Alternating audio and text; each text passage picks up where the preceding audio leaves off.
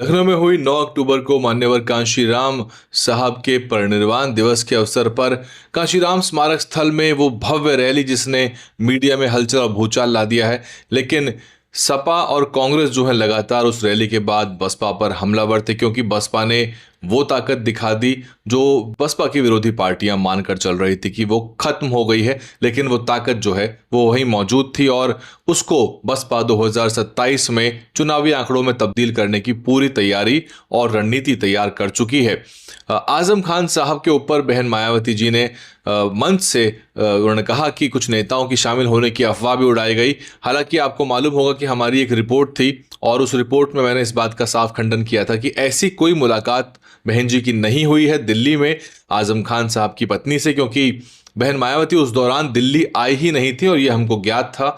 और इसी वजह से हमने उसका खंडन किया था कि ये कोरी एक तरह की अफवाह है या फिर मीडिया केवल टीआरपी के लिए इन सब चीज़ों को चलाता है, जो कि मीडिया काम भी है, इसमें कुछ गलत नहीं, क्योंकि मीडिया काम है हर कयास पे हर आहट पे खबरें बनाना और खबरों को चटपटे अंदाज में आप तक पहुंचाना। लेकिन अब जो आजम खान साहब ने कहा है उससे अखिलेश यादव को जरूर बेचैनी और परेशानी होगी। यूं तो अखिलेश यादव पहले ही परेशान हैं, उनके जो बयानात हैं वो साफ बता रहे हैं कि वो आजकल रात दिन बसपा बहन जी और कभी आकाश आनंद का नाम जप रहे हैं। और ये जो है उनकी परेशानी, उनकी बेचैनी साफ उनके शब्दों में, अल्फाजों में और बॉडी लैंग्वेज में नजर आ रही है। उधर पूरा का पूरा आईटी सेल जो है ना सिर्फ समाजवादी पार्टी का बल्कि कांग्रेस पार्टी का भी वो बसपा के ऊपर हमलावर है। आजम खान साहब को लेकर बहन जी ने कहा कि मेरी कोई मुलाकात नहीं हुई और अगर मुझे मिलना होता तो मैं ऐसे छिप के नहीं मिलती, मैं खुले में मिलती हूँ। उन्होंने बहुत ही संजीदा तरीके से, जिस तरह का उनका स्टाइल है और शिष्टाचार के साथ अपनी बात रखी है, और इसी वजह से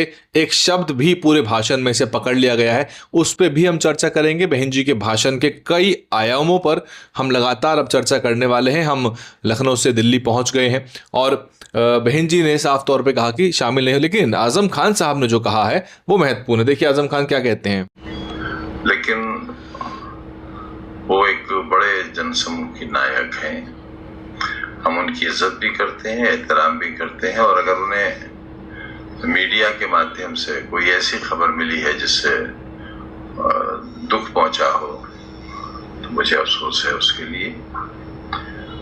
उनकी अहमियत में मेरे नजरों में, दिल में कोई कमी नहीं है और उम्मीद करता हूं कि आइंदा भी सियासतदान की हैसियत से, वो एक बड़ी सियासतदान है, मैं तो एक छोटा वर्कर हूँ, उस हैसियत से और इस हैसियत से भी कि जब वो रामपुर तशरीफ लाई थी जलसा-ए-आम में तो मेरी मेहमान भी थी और उन्होंने महसूस किया होगा कि मेरा, बिलखुसूस मेरा उनके साथ कैसा एहतराम का रिश्ता रहा।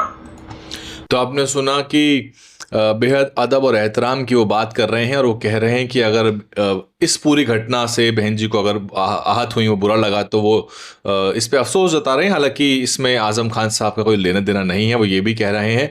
लेकिन आप इशारों इशारों में पूरी राजनीति की बात को गहराई से समझिए कि आजम खान साहब जो हैं वो भी, क्योंकि उनकी जो नाराज़गी है अपनी पार्टी के प्रति, अखिलेश यादव के प्रति, वो जो है झलकती है इन शब्दों के अंदर, अल्फाजों के अंदर।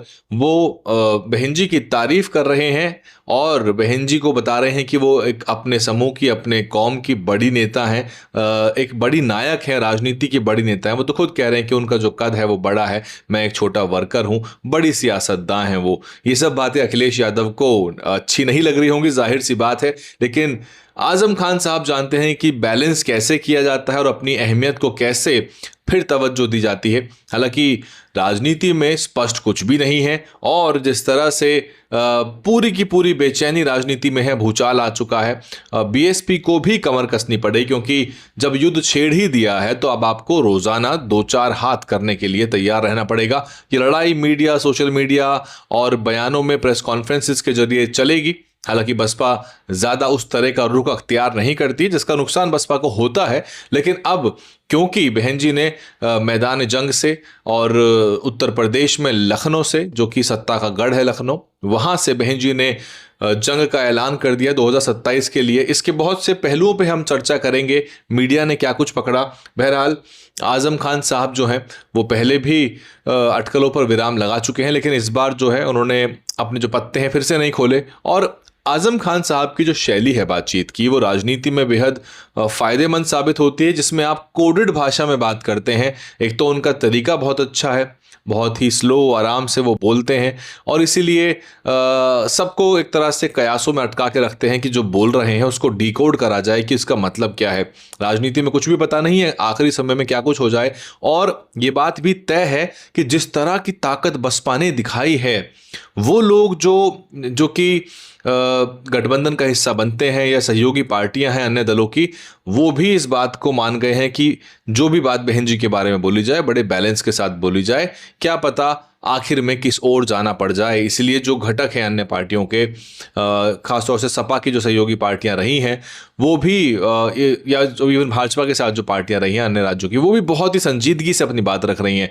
आज़म खान साहब को लेकर क्या कुछ होगा क्या नहीं होगा वो तो बात की बातें हैं, लेकिन इतना ज़रूर है कि अगर बातें बिगड़ती हैं सपा के साथ, अगर आगे चल के कुछ भी ऐसी चीज़ें घटित होती हैं, अगर, क्योंकि आज़म खान साहब बहुत ही इमोशनल पॉलिटिशियन हैं, उनको कहीं आहत होते हैं या उनको उनके दुख को चोट पहुंचती है किसी व्यवहार बर्ताव या किसी वक्तव्य से समाजवादी पार्टी में, तो उनके लिए हमेशा एक संभावना सब बसपा की तरफ जो है वो खुली रहेगी। वो अलग बात है कि बसपा की तरफ से क्या रुख रहेगा, लेकिन राजनीति में कोई अछूत नहीं होता, और पुराने बयानात जो होते हैं वो पुराने दौर के होते हैं।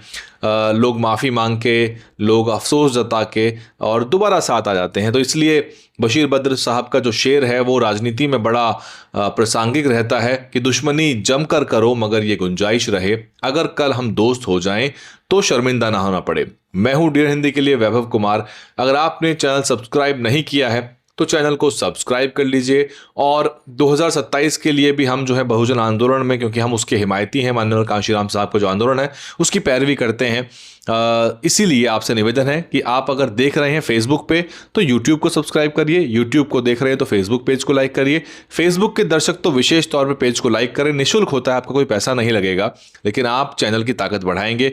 फेसबुक पेज पर भी हमारे 5 लाख से ऊपर फॉलोवर्स हैं, लाइक है उसमें, आप उसको बढ़ाइए, वो 6 लाख तक पहुंचने वाला है, उसको 1 मिलियन लेके जाइए। आपने जब 1-1 मिलियन की संख्या में वीडियो देखी है तो लाइक भी करते हुए जाइए, सब्सक्राइब करते हुए जाइए यूट्यूब को। और जो हमारे दर्शक हमारे पुराने हैं जो सहयोग करते हैं लगातार, उनके लिए एक ज्वाइन बटन होता है यूट्यूब में, एक नीचे ज्वाइन बटन है नीले रंग का, उसको दबाएंगे तो आप अलग अलग स्तर पे हमारे मेंबर बन सकते हैं। उसमें आपको छोटा सा मंथली कॉन्ट्रीब्यूशन देना पड़ेगा, छोटा सा मंथली कॉन्ट्रीब्यूशन है, लेकिन आपका 300 400 500 रुपया जो भी है उसमें मैंने लेवल बनाए हैं। देखिए बहुत इंटरेस्टिंग है, आप देखिए कि आप किस स्तर पे राजनीति में जुड़ना चाहते हैं। उसमें नगर पंचायत और पंचायत, विधानसभा, लोकसभा स्तर है। आप एक मंथली कॉन्ट्रीब्यूशन 27 तक इंश्योर करिए, हमारी ताकत बढ़ाइए, ताकि हम कई गुना तेजी से, ज्यादा क्षमता से काम कर सकें। बहुत धन्यवाद। मैं हूं वैभव कुमार, दोबारा लेके आएंगे विश्लेषण। बने रहिएगा डियर हिंदी पे, सब्सक्राइब करके ऑल नोटिफिकेशन का चुनाव कर लीजिए ताकि आपको कोई भी वीडियो जो है आपसे मिस ना हो जाए। बहुत धन्यवाद।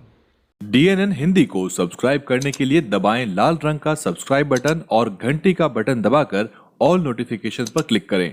चैनल को जिंदा रखने के लिए नीले रंग का ज्वाइन बटन दबाकर चैनल को आर्थिक सहयोग करें।